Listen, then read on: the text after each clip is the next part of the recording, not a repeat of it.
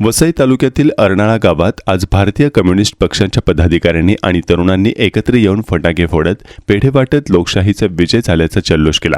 दिल्लीमध्ये गेल्या महिनाभरापासून सुरू असलेल्या पेपर लीक विरोधी विद्यार्थी आणि युवकांच्या आंदोलनाला अखेर यश मिळाल्याची भावना यावेळी व्यक्त करण्यात आली।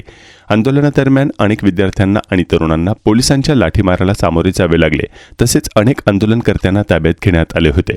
मात्र अखेर सरकारला झुकावे लागल्याने आणि धर्मेंद्र प्रधान यांनी राजीनामा दिल्याने विद्यार्थ्यांच्या लढ्याला मोठे यश मिळाल्याचे कार्यकर्त्यांनी सांगितले। यावेळी उपस्थित कॉम्रेड शेरू वाघ यांनी लोकशाही जिवंत आहे अशी घोषणा देत आंदोलनकर्त्यांच्या धैर्याचे कौतुक केले।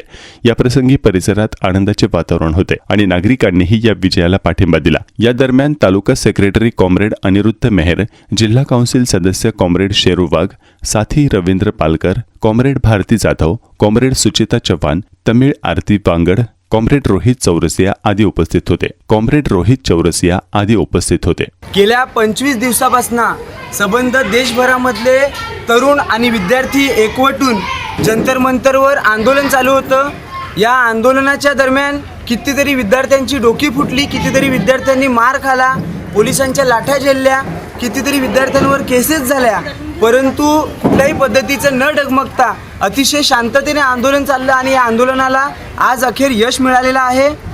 तरुणांनी संबंध देशाला दाखवून दिलेला आहे की लोकशाही अजूनही जिवंत आहे। जर लोकशाही पद्धतीने अशा पद्धतीने लढा दिला तर अखेर त्याला यश मिळतो। ही एक दुसरुंदा लढाई जिंकण्याचं काम झालेलं आहे। गेल्या 3-4 वर्षापूर्वी शेतकऱ्यांनी लढा दिला आणि 11 महिन्यानंतर शेतकरी जिंकले आणि मोदी सरकारला झुकावं लागलं।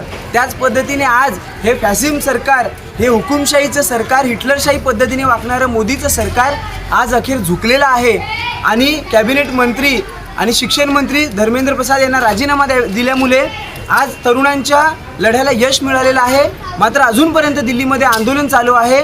बाकीच्या मागण्यांना घेऊन आंदोलन करतायत।